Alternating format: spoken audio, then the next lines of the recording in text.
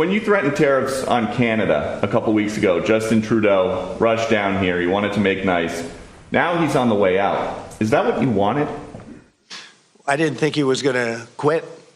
He probably saw the numbers. Look, I called him Governor Trudeau because they should be the 51st state, really. It would make a great state. And the people of Canada like it. They'd pay lower taxes. They have virtually no military. They have a very small military. They pay less than 1%.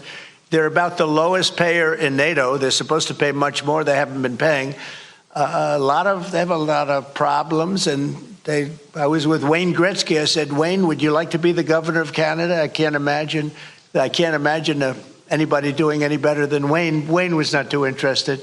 But I think he probably would have liked statehood. He's a friend of mine. He's a great guy. He's the great one. We call him the great one, right? He's a great hockey player. But I will say this. I think that there's, it was stated pretty strongly a couple of weeks ago about Canada, and people laughed. And now they're all saying, well, it's very interesting. And I say from the standpoint of the United States, we're subsidizing Canada $200 and $250 billion a year. We have massive deficits. They've taken about 20% of our car business. I'd rather do it here. We could put tariffs on. We don't have tariffs on them yet, but that will happen.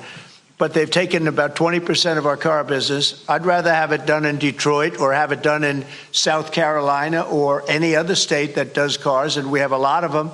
We don't need Canada for that. We don't need Canada for lumber because we have big forests that we have, not utilized. In some cases, they're protected, which I can take that protection off.